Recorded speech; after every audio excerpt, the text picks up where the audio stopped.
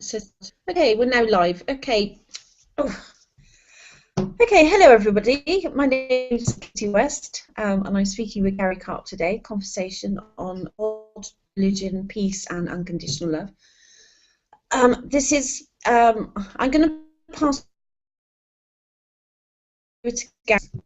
Going on. It's all been divinely perfect, of course, but there's a few minutes, and I'd like for Gary to sort of explain what's going on. So over to you, Gary. Thank you, Katie. Well, basically what we're going to do here, folks, is we're going to have a conversation and talk about our ideas on what exactly God is, the place of religion in today's society, what exactly peace is, and hopefully how we could achieve it if it is achievable, and what is unconditional love and how that plays a role in today's spirituality or religion. This is going to be a little bit different from the way we originally planned to have it, because originally Katie was going to be the moderator on this. Unfortunately, Katie had an accident and threw her back out, so it's a little difficult for her to breathe, speak, or laugh. And if you're watching this or know Katie, you know the most fun thing for her to do is laugh. So most of the time she's going to be doubled over in pain in this conversation from laughing so much. As you can see her, she's laughing right now. So my job here is basically going to be to speak, talk, give my values and my views, ask Katie some questions, and then as she starts to interpret, hopefully properly, what she says, so it does not cause her to speak or laugh, hopefully, or breathe, although breathing is necessary, too often. Now, we're going to go as far as and long as we could. When Katie and I were discussing this conversation originally a couple of days ago, we said it would be great if we can go for an hour and a half. We're going to shoot for 30 minutes right now because we have someone who is injured and a walking wounded and doing yeoman's work right now with Katie. And if we get 30 minutes and we can go further, great. If we can't, we're going to cut it short, and we apologize for that in advance, and we'll come back and we'll do it again when Katie is healthy. Also, I think some people here, when they're watching us, can contribute themselves. So if you've got any questions, go ahead and or opinions, go ahead and type them in the chat room box. It's the box on your right-hand side, and either myself or Katie will look at the questions and look at your opinions, and we will include you in the conversation, because this isn't only a conversation between myself and Katie. This is a conversation between all of us. That is to say, it's only a conversation with us talking to ourselves. Having said that, I'm just going to throw out and let you know exactly what I believe God's position in this world with religion and spirituality and peace and whatever the other thing we were talking about. Unconditional love. There we go. My whole view is that each of us is God. We are God incarnate. We are God made in His image. Therefore, we don't need the Judeo-Christian concept of the old man in the sky sitting on a throne. To me, I don't need that image of God. I know that some people may, and it does well in today's society. Just look at the Catholic Church to have that structure. But for me, it's a more personal, more intimate relationship with God. And loving God and listening to God is really loving myself and listening to myself and being congruent to myself and my beliefs and my values. Katie, in 10 words or less, because we don't want you to hurt yourself, what would you say your definition of God and belief in God is all about? Okay, well, very much like Gary, my belief is that I believe in the God within. I don't believe in a God out there. Although, actually, again, it's the paradox, isn't it? I don't believe I'm in the world, so everything out there is in here anyway. So that's how I sort of look at it. That's my belief. I actually go to church. There's a lot of people probably don't know that. I actually go to church. Not on a regular basis, but I do go. And not any particular religion. I go to them all. Depends which one I'm closest to at the time, to which one I feel inspired to go in. To me, it's right or wrong, and I see each person. How can I put it? Everybody's got their belief. for the majority of, I suppose, for when I start getting onto this sort of into sort of researching this, I only speak from about my belief, because my reality is my reality, and I'm creating my reality, and because I've created it how it is, and so therefore I don't speak on behalf of other people unless other people tell me what their reality is like. So often you probably hear me use the word we or us when I'm talking about, especially when it comes to spirituality or religion or something. Very much I don't. I hope that sort of makes sense. It's not. Because I believe that everybody's right what they choose to believe, because that's their. Yeah. Sorry, does that make sense? It's not a problem. I don't mean to cut you off, but both of us have the same issues that we could just ramble on for months if nobody interrupts us. So if I cut you off to try and understand what you're saying or to reiterate or to add a comment, it's not a personal attack. It's just that we want this to be a conversation, not a soliloquy for either one of us. I'm guilty as it is. I can speak for a month to a room full of drying paper. But if really? Could you believe it? If I heard you correctly, it seems that we both have a very similar view, and it's almost a very Eastern philosophy view. And it's different than most people in the West, in Europe and England and also in the United States, believes, which is that most people, whether they are Islamic, whether they are Christian, whether they are Jewish, from the Western point of view, believe that there is one right way, that there is one right God. And for me, the most important lesson that we can learn in this world to make peace and to bring about a peace is to give up the idea of being right. Because what you said I thought agreed with, and I thought it was beautiful. You're right for yourself, but until someone else describes their reality to you, you don't know what it is. So you can't judge it as right or wrong. No, that's and right. Everybody's point of view on God and spirituality is correct for them. It doesn't have to be right for everybody. And I think we get into an issue and a challenge when we get into it is right or wrong, it is black and white situation here, because then we end up with what we're seeing in the world today with the Islamic extremists in England, in Canada, in the United States, with ISIS and ISIL putting terror all over the place because we don't believe, Christians and Jews don't believe in Muhammad as being the one true prophet. So we don't have the same belief system as they do, and they want to murder us and kill us.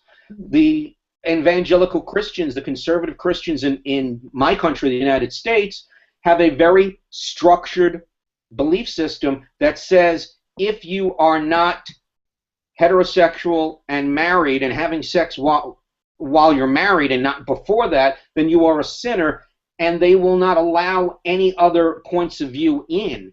They will not allow a view of a same-sex marriage or a view of sex before marriage into their conversation, and it all comes down to this belief that I have to be right and you have to be wrong. And if we can get rid of that and just say, hey, this is the way it is, this is my belief, it works for me, whatever works for you, whatever floats your boat, go for it, I think we'd be much better off. Yeah, it's exactly, that's how I see it. It's like for example, my belief is right for me, yours is right for you. Somebody, say, who's a Catholic, their belief is right for them. I don't see, there is no wrong. There is no wrong. It's for example, I mean, I've been through school, but I chose not to sort of follow that sort of rhythm myself. but I totally respect other people that do, because it's sort of it's right for them to believe that. It serves them possibly in their moments of now. You know, and finding, I think to have any faith is, you know, is to have some, it's almost like having something there sort of to fall back on. You know, it's nice to have a faith in something. And no matter what the religion is, personally, for me, if it's serving that person, I don't see that as a wrong thing. I see that as very right, and I have a lot of friends from all different types of sort of religions and cultures and in the world, and I respect them for who they are. I think that having faith, and faith is a very interesting word, because everybody has faith in something. Even the atheists or the scientists that have claimed that they have no faith, they have a faith or a belief that eventually their theories and what they are trying to prove with using the scientific method is true. And most of the times that has been borne out, such as the theory of gravity, the theory of evolution. These are proven scientific facts, so they exist.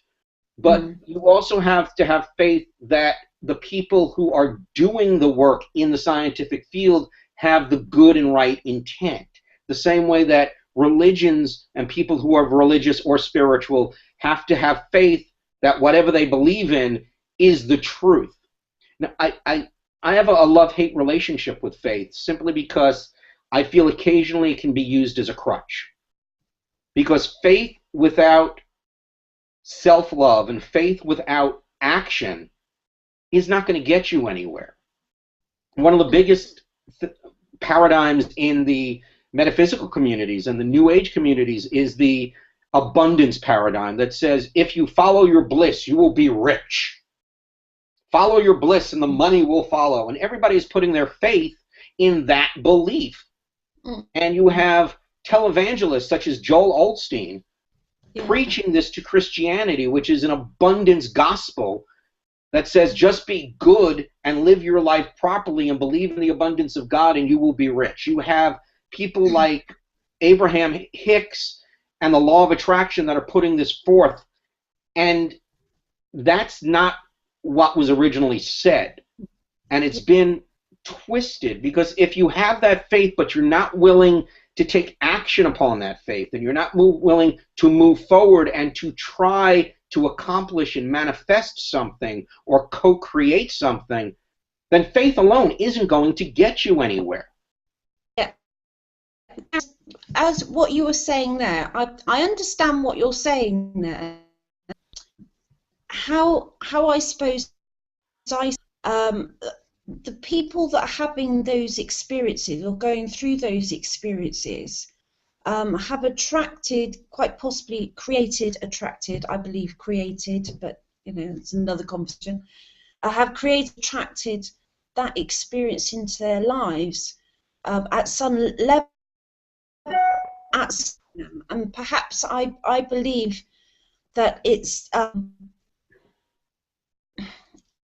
experience. There's a lot of things that I was drawn to which didn't necessarily, when I look back, served me, but then at some level it did serve me to actually be drawn into it, because it helped me sort of work out what I didn't want in my life. It helped me work out what I needed to let go of. Which is actually as important as knowing what you do want in life is knowing what you don't want in life. Yeah, so it's about that balance. It's about finding balance, you know, in what you do want and what you don't want. You know, so a lot of out with the old to bring in the new, you know. And so, therefore, I can understand what it's saying with regards to that, you know, in that respect. But sort of how I see it, I see the perfection in that. And also, you have to remember, you said that you were drawn to certain things that at that time, in that moment, appeal to you, but no longer did at another moment. And we have to remember that we're talking about the infinite moment, eternal moment of now, Yeah. or the infinite eternal moment of now. Because all there is this moment and this one and this one and this one and this one and this one. There is no past, there is no future. That is a construct of our human experience, because if we experienced everything at once, our head would just literally explode. So we created the past and we created the future in a construct that we can understand.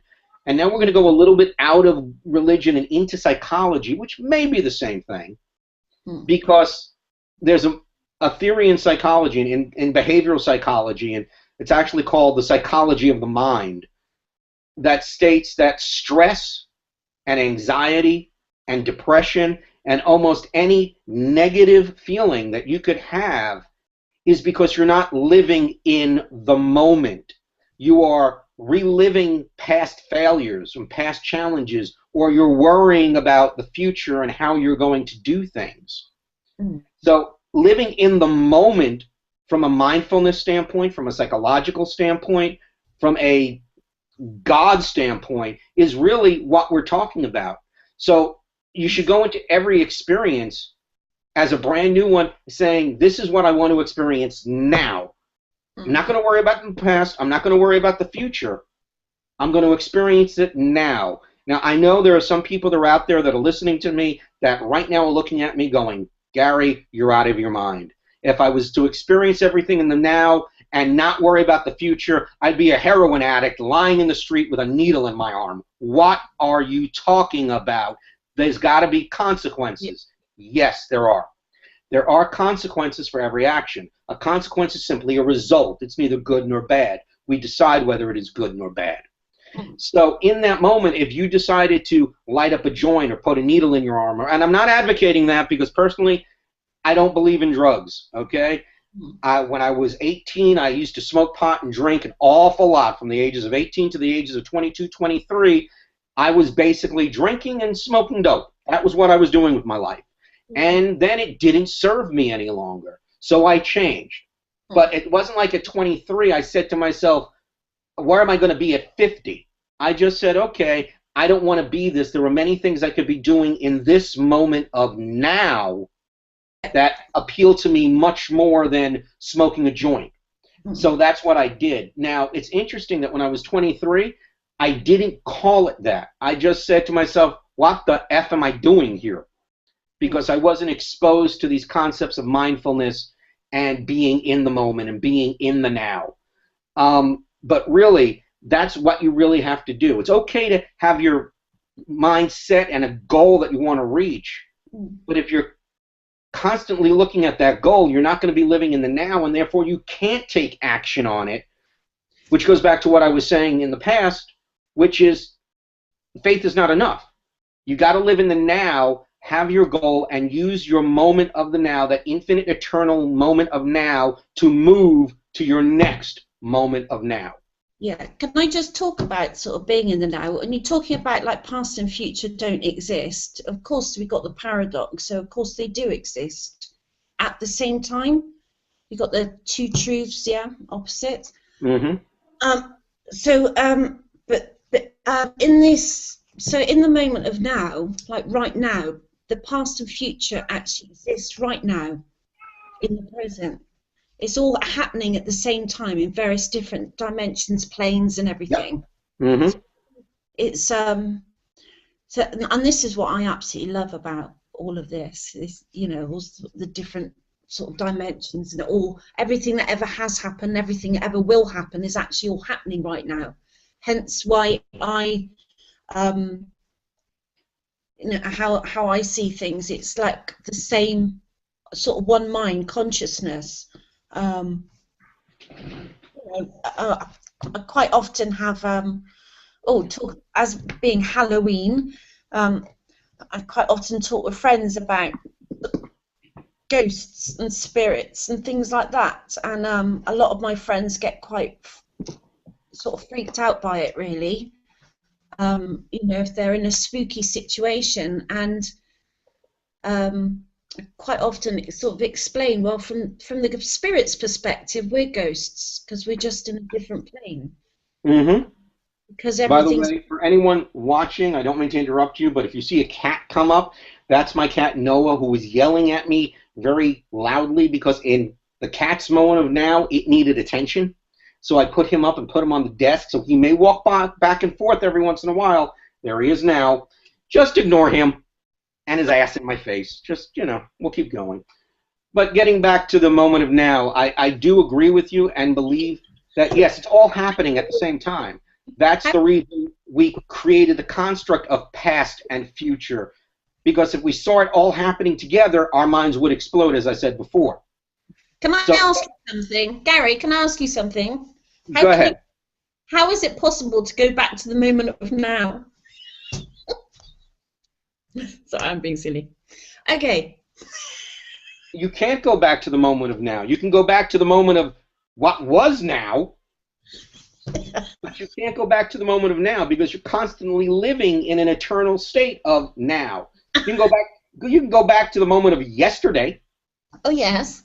Well, I suppose you could pretend. Well, no. Here's my iPhone, and on my iPhone, I have an photo app. And if I bring up the photo app, as I am trying so diligently to do, I can go and I can bring up a picture that I took last week when I was out at Nathan's in Brooklyn, Coney Island. And you can't see that on the screen, so that example didn't work. But trust me, folks, it's a sign that says this is the original Nathan's from Coney Island in Brooklyn. That means I could always return in a sliver of a moment to yesterday by looking at a video, by looking at a photo, by watching an old television show. But understand that that is a captured moment of that now, not this now. And I realize we're getting really deep, and some people are just going, oh my God, I know he doesn't like drugs, but I wish I had a doobie. Right. But it really is, it's not as mind-bending as I'm making it sound. It really isn't. Right. Okay. Anyway, moving swiftly on to another now. Okay. There was something I wanted to sort of get onto the subject of because it's one of my passion things I love talking about, belief. Now, you mentioned just now about sort of drugs and so forth. And there's a really interesting. Actually, are we going off on a tangent here? We're talking about. Are we not getting to what we said we were going to talk about? This is where the conversation was meant to be because this is where we're taking it. If you want to talk about belief, this is where the conversation went. Okay, well, whatever. Well, we're talking about sort of, okay. I suppose this is one of the reasons why, I mean, there's many infinite reasons why the group of one. But one in particular, which I have sort of a difficulty in writing down or explaining, is about what people believe. And it's, how can I put it? I suppose for the first part of my life, I believed a lot of what people told me was true, and I took on board what they were telling me was the truth. Mm-hmm. Because I just felt that everybody else knew better than me. I just, that's the way I felt. And it wasn't until sort of later on that I realised, hold on a minute, actually, none of those beliefs are true. And the more I sort of got to understand that actually those people are believing things just because someone else is telling them they're true.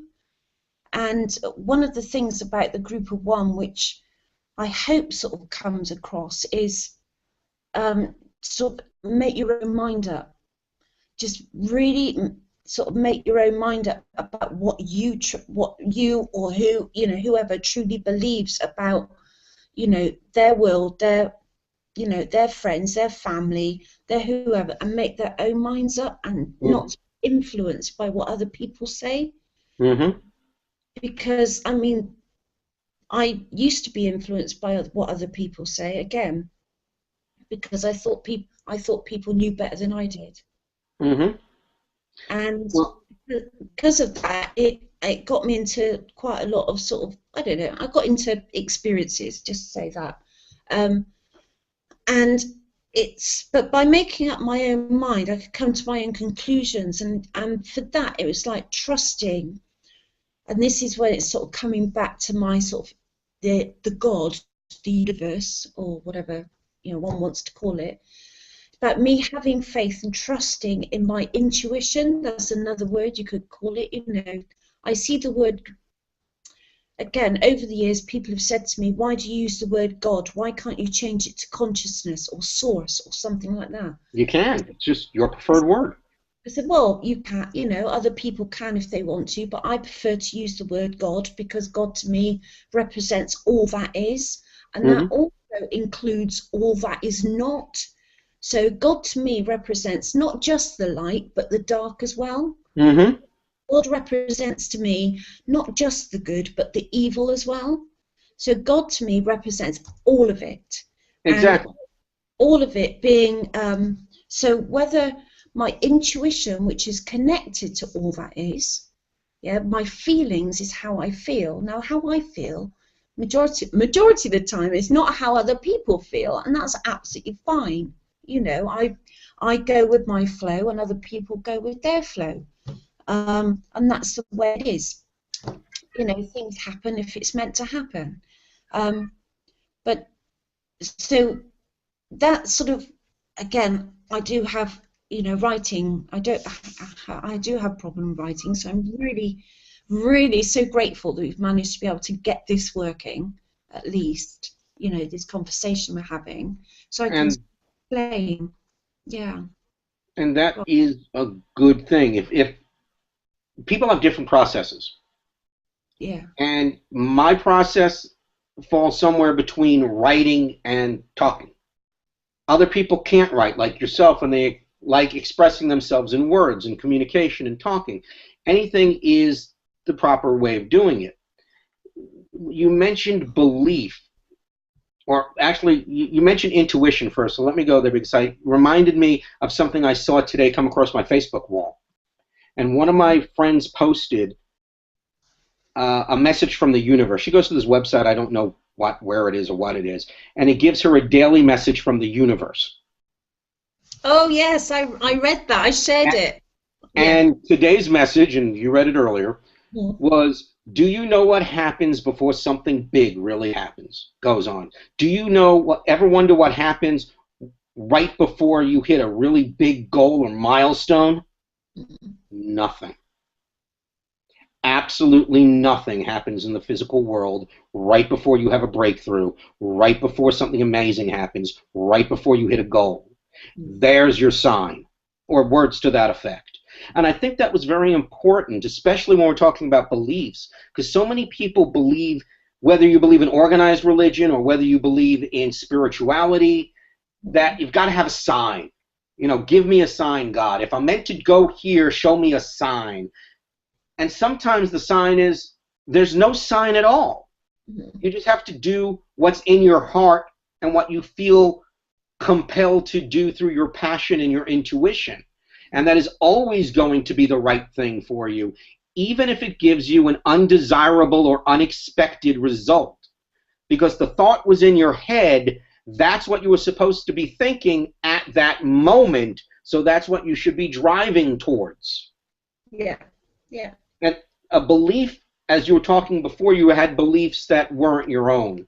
In my day job, I'm a coach, a mindfulness coach, an author, a trainer, and a public speaker. And the one thing that I have discovered, and I found out while I was getting my degrees and my certifications, was that most people's beliefs are set in stone for them before they hit first grade. That is, before they hit the age of 6. 95% of everybody's beliefs are already instilled and installed. They are put there by their friends, they're put there by their parents, they're put there by their teachers, they're put there by their clergy. And we don't have a conscious decision-making role in it because we're too young.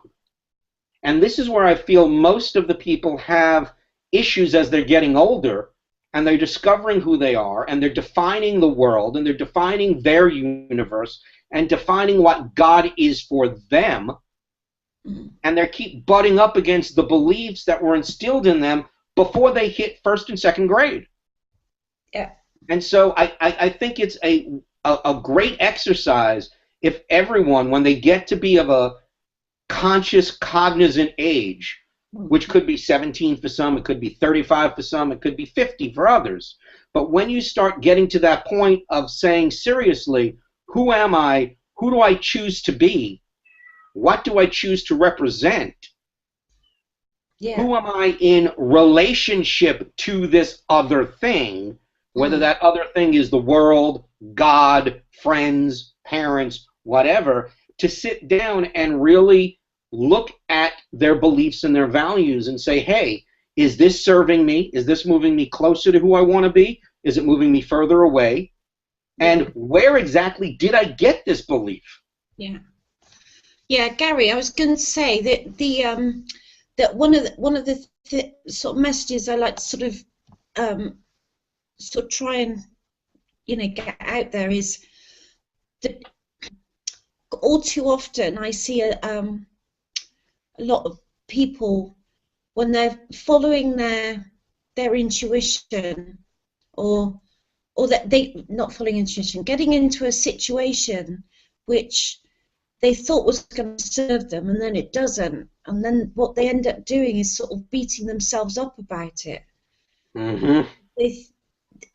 Because society would, probably look at them and think, what you're doing, or whatever, or, that sort of told you so, or we knew it wouldn't work, but you didn't listen, and all that. You've got all that to contend with. So, yeah, another message is, please don't beat yourself up. In fact, what I encourage sort of my friends and people I speak to do is say thank you to yourself and bless yourself for reminding you that that's not where you wanted to go. So celebrate the fact that you remembered that that's not what you want to do. And you bring up a beautiful point there. And I tell it to my clients all the time, and I'm going to do a little plugging here.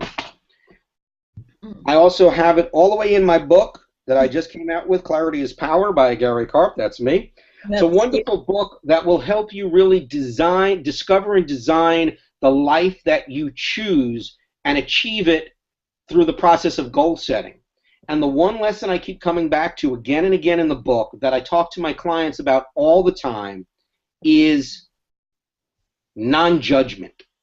Do not judge yourself. Do not judge anyone else. Do not judge yourself poorly. Do not judge yourself greatly. Because the other side of that belief is, okay, this didn't work out. Damn, they were right. I'm a piece of garbage. Nothing works out for me. I'm never going to be successful. How foolish was I to decide this? And all that self-talk is going to corrupt you and poison you. The other side of that is, hey, this worked out. I'm greater than sliced bread. I am the biggest thing since Jesus. I can walk on water and do anything I want, which is going to give you an overinflated value of yourself, and you're going to lose perspective. Yeah. So if you stay in a period of non-judgment and just look at it as neither good nor bad, it's simply a result of an action. Is it moving you closer to who you choose to be or further away from who you choose to be? One of my favorite sayings is nothing and no feelings are good or bad.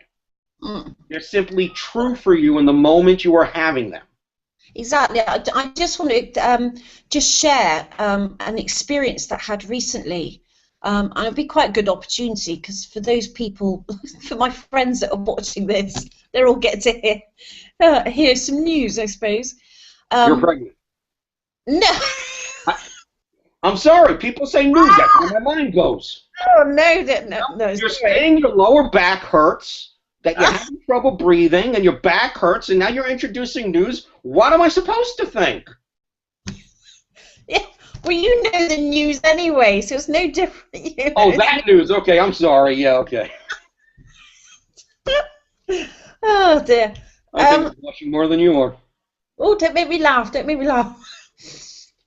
Okay. Um. Right. Well, basically, a few months ago, there was a lot of things going on in my life, and it was, it's all good. It was all happening. And then all of a sudden, there was a lot of changes. I don't need to go into the details, but there was a lot of changes going on in every aspect of my life.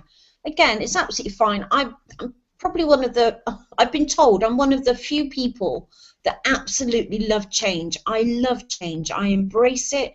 To me, everything is a new adventure. It's like, what's going to happen next? I absolutely love surprises. The universe surprises me all the time because I absolutely love it. And And so we're going to therefore, come back to that because that's a very important point. So let's put that on the back burner. I want to discuss that as well, but continue. um, so anyway, so this led me to, when was it? Up to about, I can't remember. But anyway, this led me to making quite a big decision with what I wanted to do next, the next chapter of my life.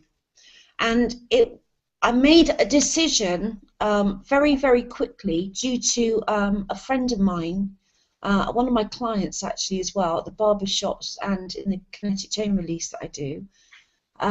He got run over and killed, Mm. and he was and he was an absolutely lovely man. Suffered from depression, so quite possibly, not thinking or not being present in the now, not looking where he was going, and walked out into the street.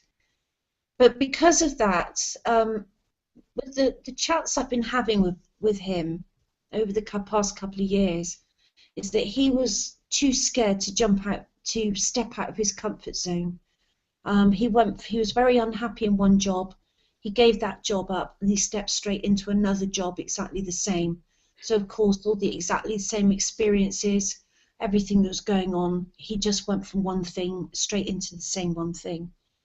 And he was just very depressed. And because of his fear of stepping out into the unknown and doing something completely different to what I just felt inspired to do that. So I did. So I turned around to all my friends, everybody, and said, right, I'm going to Scotland for 3 months. I thought, my flat was coming to an end anyway. There's other things that were coming to an end in my life. And I thought, right, I got an opportunity. Got nothing really sort of, keeping me here. I can go, I've got a lot of friends in Scotland. I can go and see them. So I did. On about the second day, so I'd arranged to go there for 3 months, sorted everything else back here, and I was going off there. About two days, I always follow my feelings. My feelings are always putting me in the right place at the right time for me. That I know of, and I totally have 100% faith and trust in that.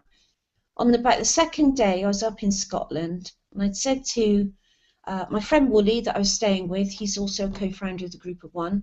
I woke up and I said, I've got this feeling, it's come to the surface.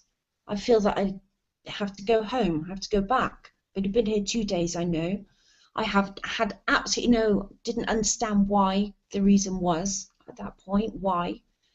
So I said to him, I'll give it 24 hours and see if it's just a feeling that's going or a feeling that wants to stay, and see how it is. Because that's I normally know within 24 hours whether I want to do something or not.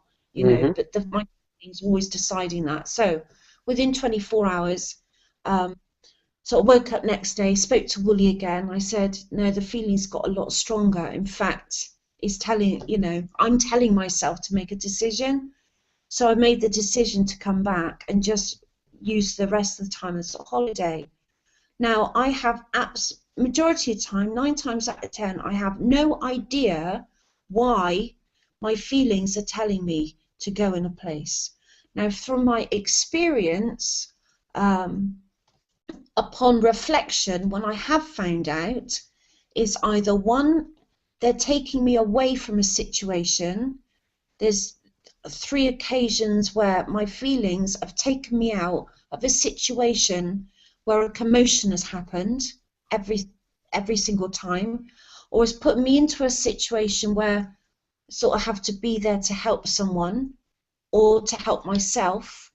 You know, it's basically my feelings forever serving my greater good.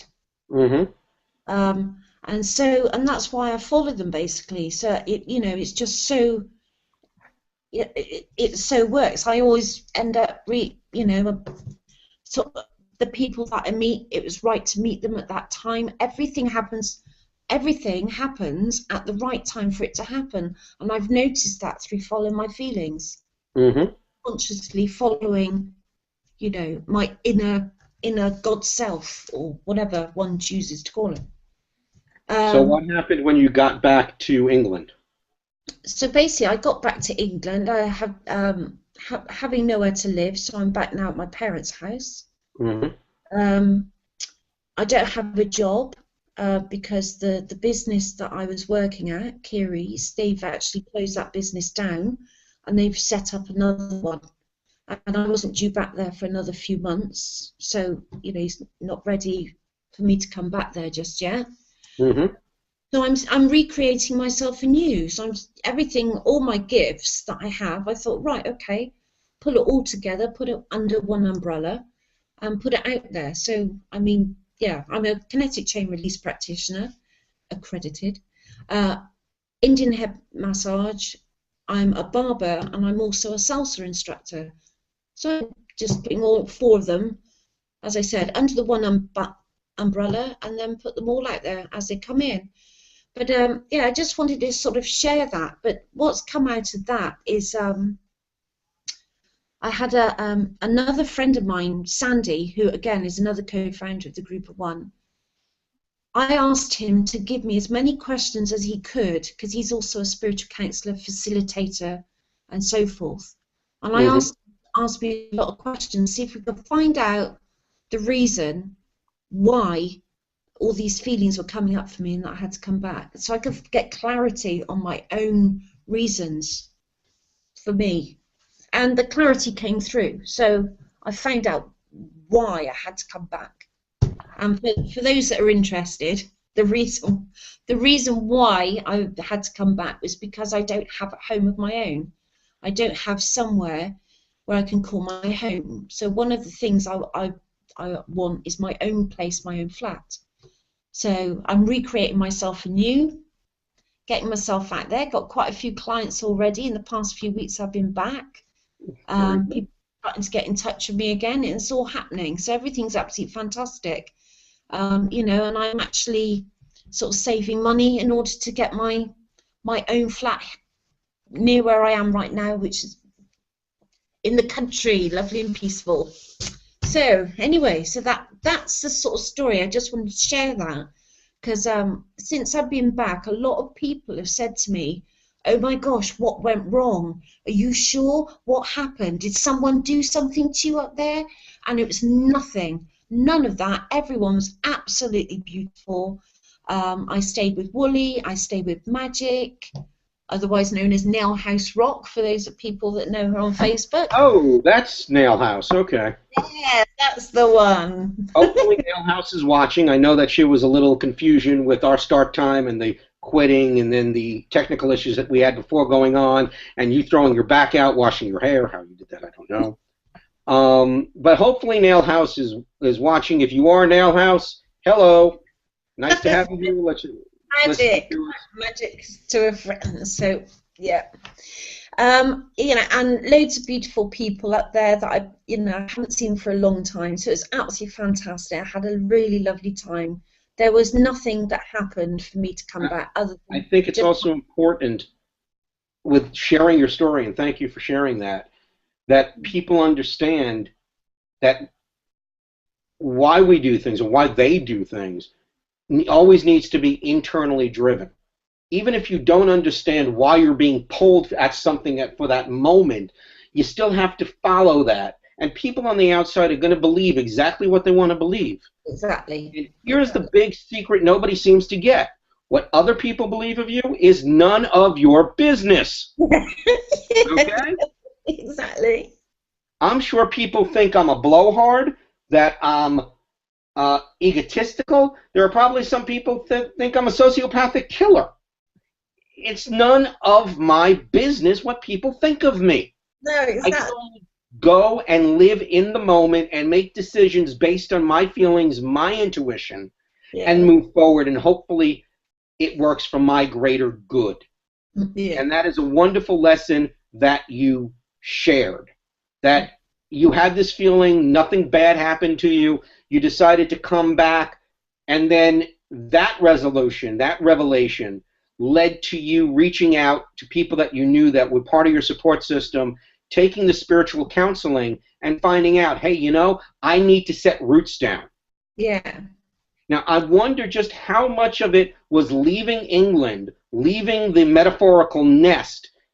Even if it was to go visit friends in Scotland, you're not in your home country, you're not in your home.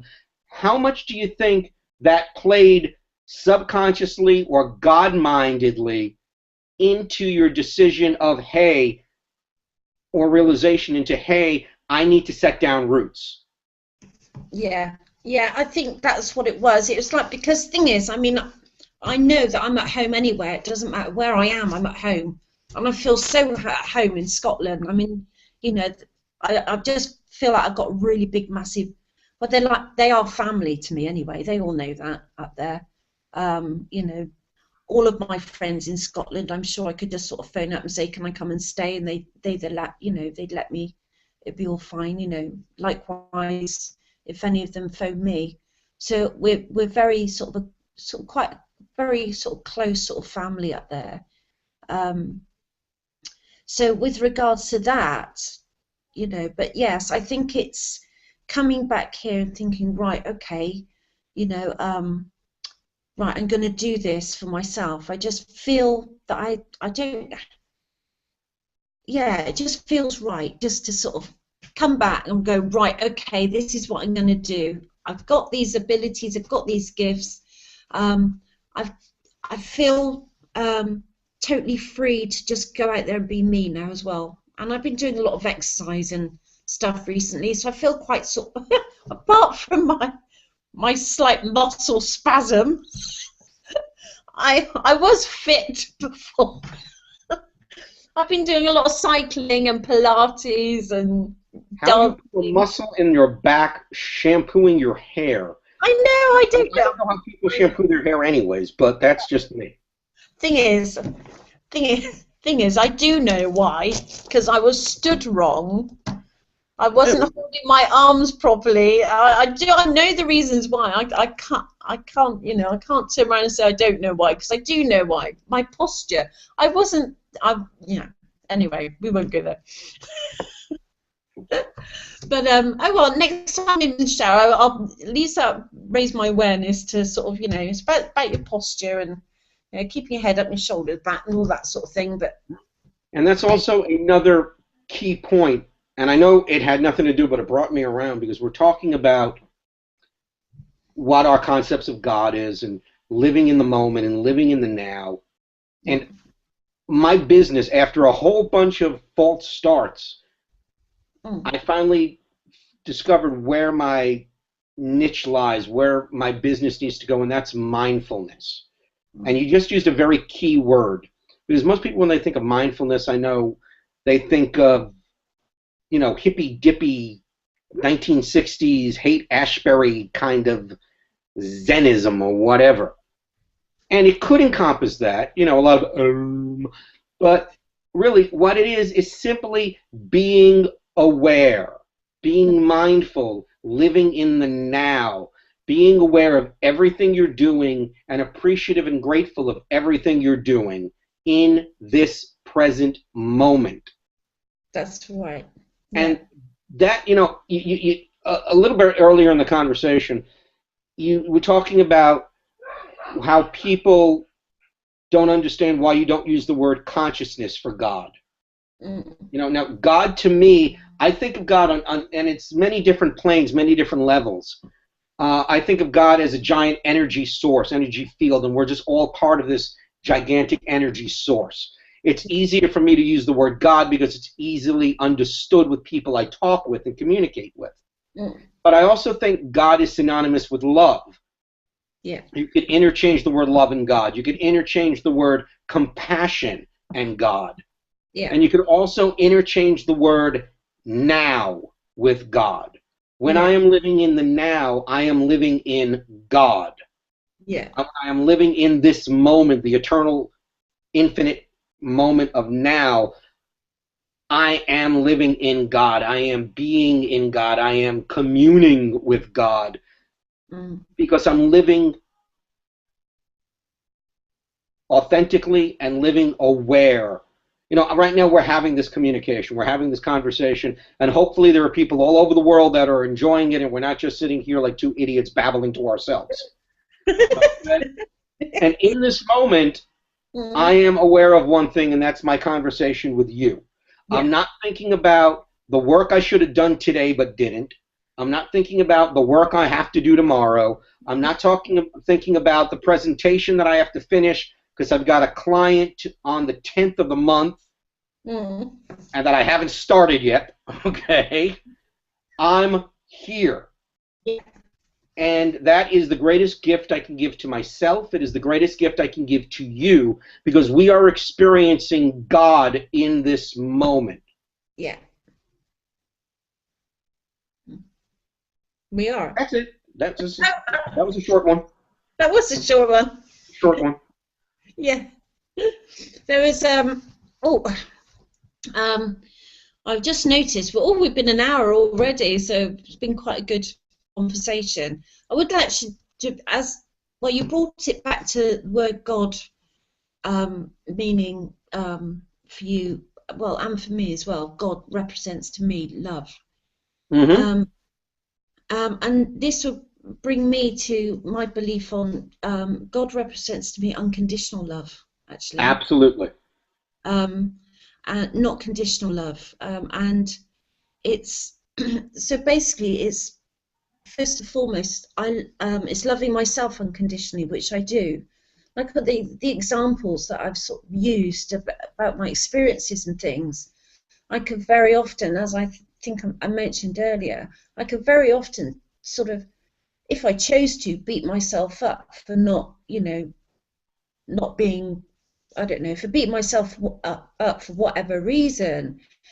But the thing is, in the experience of actually beating myself up and telling myself I'm not good enough and all that, what I'm actually doing is placing limitations and conditions on myself. So I'm actually loving myself with conditions and not unconditionally. So actually loving myself unconditionally, which I do, what I do is just accept what is, and I just let go of it without actually Mm-hmm. sort of beating myself up. I used to beat myself up all the time. Don't get me wrong. I used to really, really beat myself up because of well, again, for those that know me, I wouldn't have been able to have this conversation with you, Gary, about 7 or 8 years ago. I've had to actually teach myself to speak in sort of like social setting.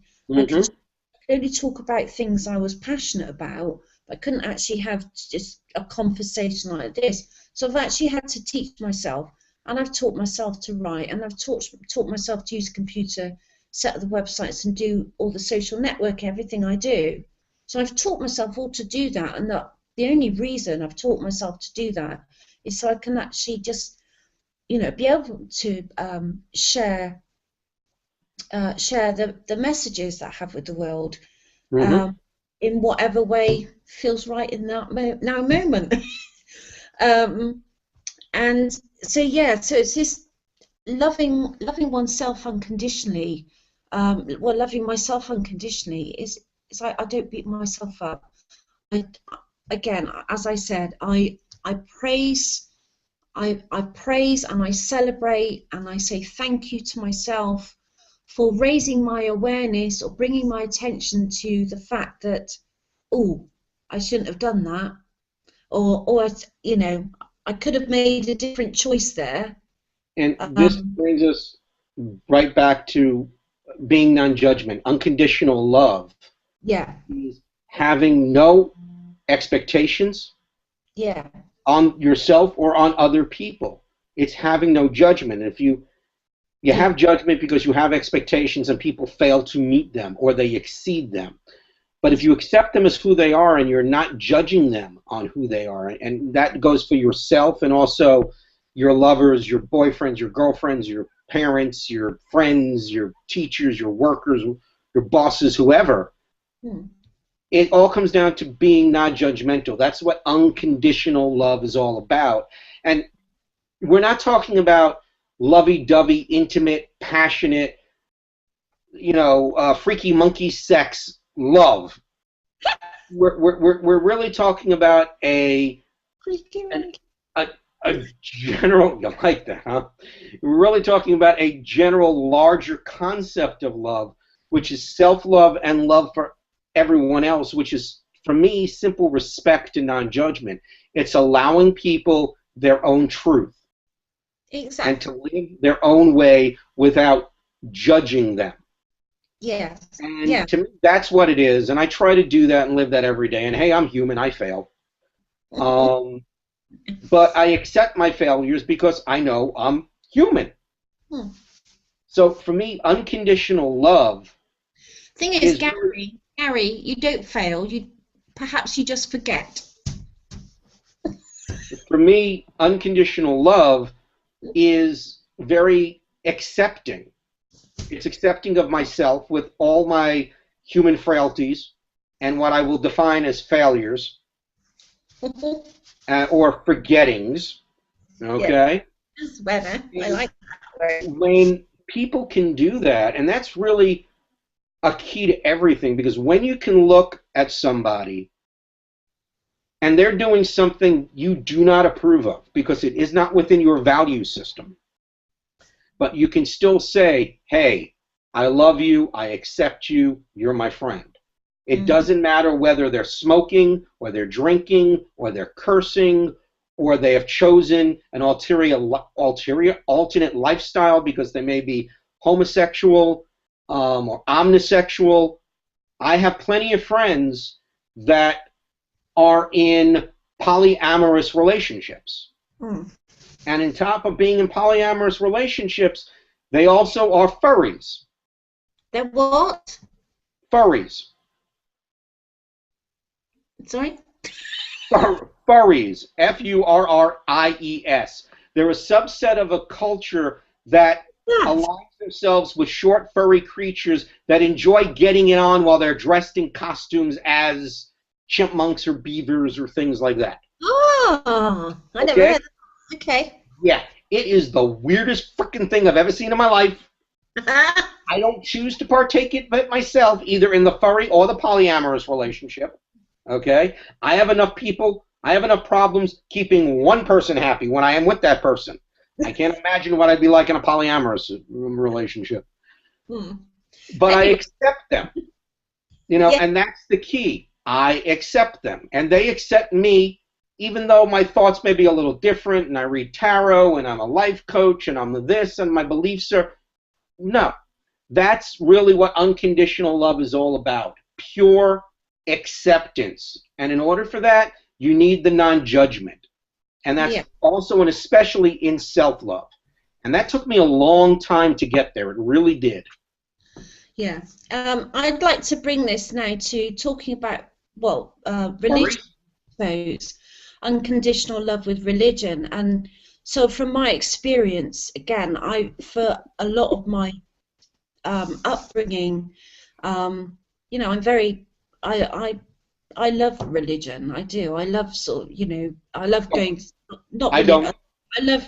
Sorry, the wrong words. I really enjoy. When I do go, though, I listen to the. I take on board. Some bits resonate and some bits don't. Some bits inspire me. Some bits don't.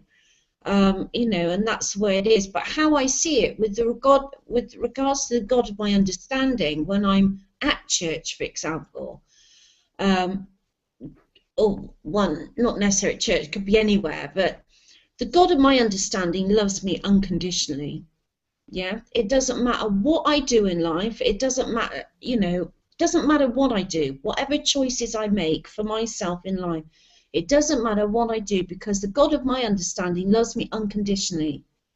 Okay, so it's a case of quite a long time ago now. I suppose I was in my 20s, but I tested I had some real strict sort of religious beliefs, and I followed them. And there was this one particular sort of belief that held dear, and it was like, no, not doing that, because otherwise, you know, Jesus won't sort of talk to me and all that. It's very, very devout in my belief. But this one particular instance, I actually tested God to the limit, and I actually remember saying out loud, you know, if there really is a God, you'll be there tomorrow. Or I'll feel your presence tomorrow. I'll get some indication there's, you know, a God there tomorrow. And basically the next day there was.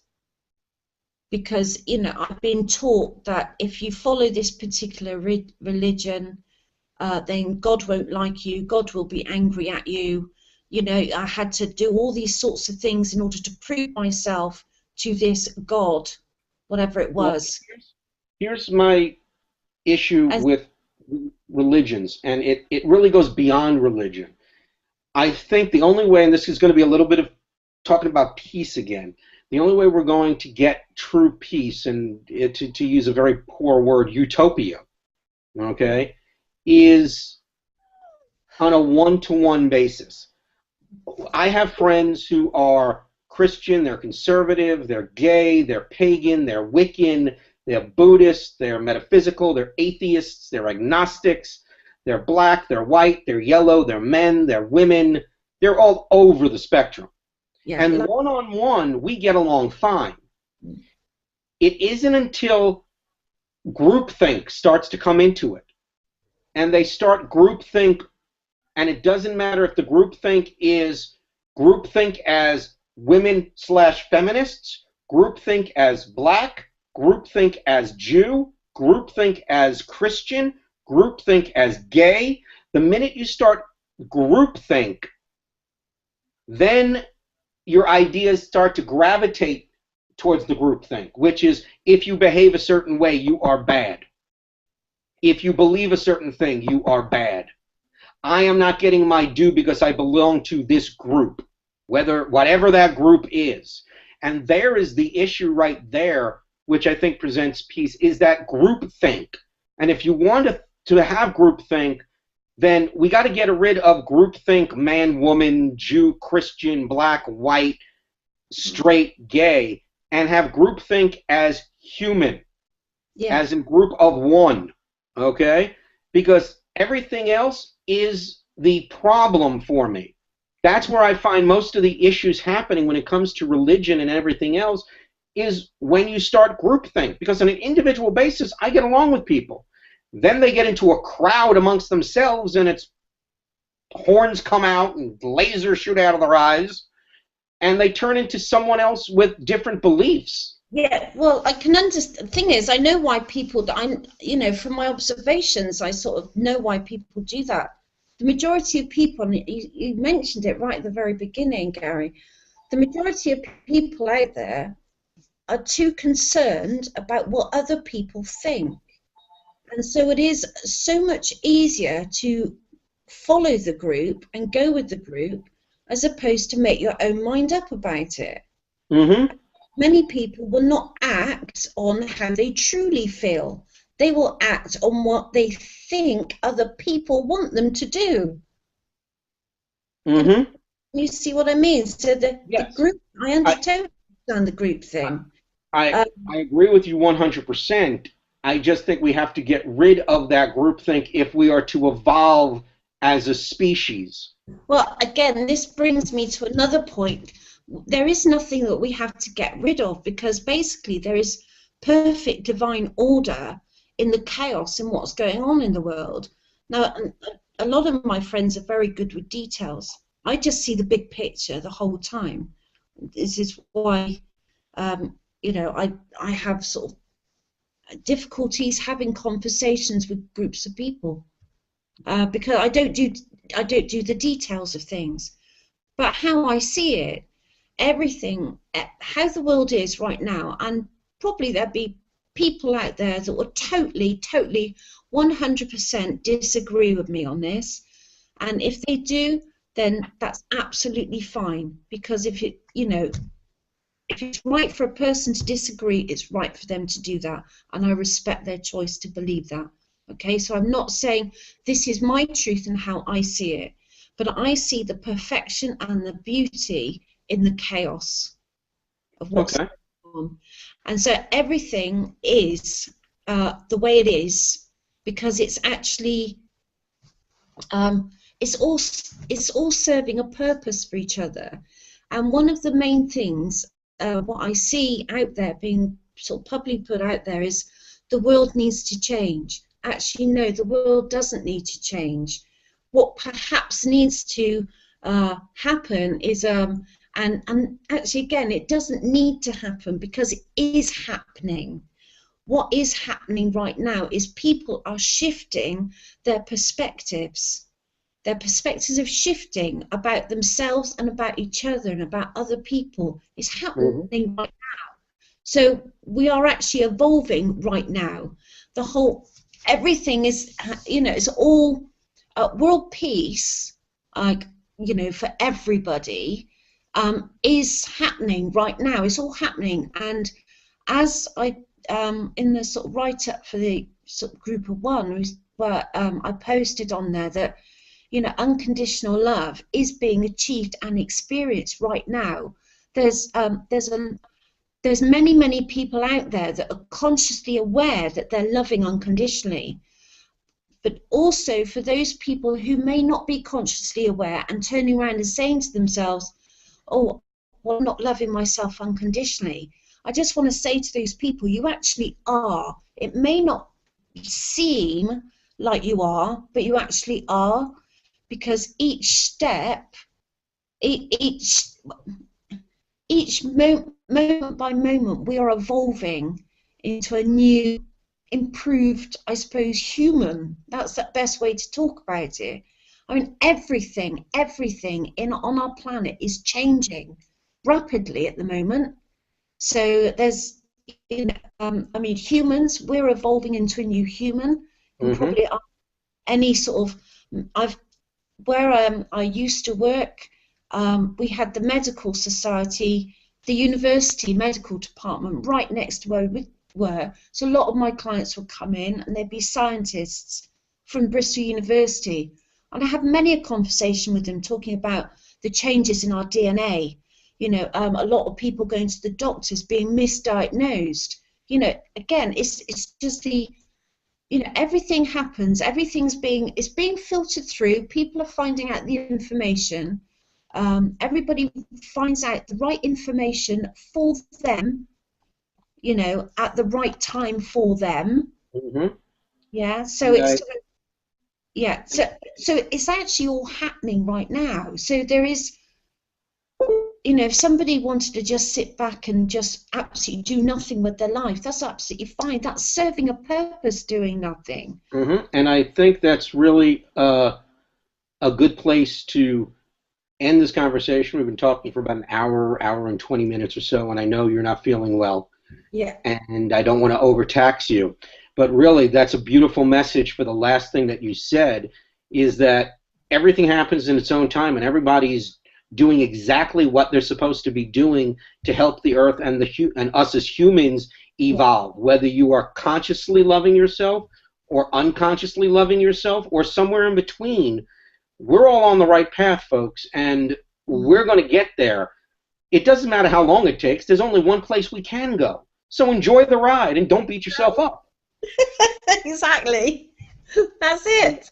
I would love to do this more with you and turn this into a regular thing, because what you're bringing up and talking makes me think about star children and indigo children and a whole bunch of interesting topics that we can just spend hours of talking with. Oh, So definitely.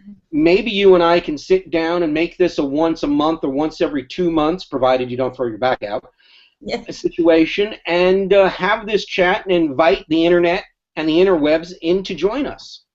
Well, exactly. I mean, on these Hangouts, what's brilliant about it, you can actually get up to 10 people on a call.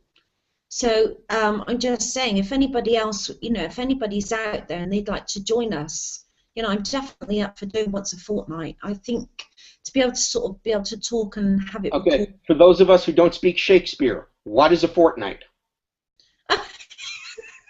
2 weeks. Thank you. Yeah. I'm an American. I'm an American. The only thing we do in 2 weeks is get paid. All right. Okay, lovely. But that'd be brilliant. That'd be great. So we could have some more people on, and yeah, anybody got any questions they'd like us to talk about, perhaps any subjects or whatever, anything. Yep. Bring it on. And if people enjoy the conversation we have tonight and they want to join the Group of One, they can find them on Facebook, Group of One. I'm not sure of the actual website.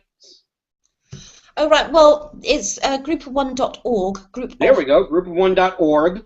But what I'll do, I'll post after this, we finish this, I'll edit it, and I'll post all the links, everything to your website, to my website, our social network, all the links.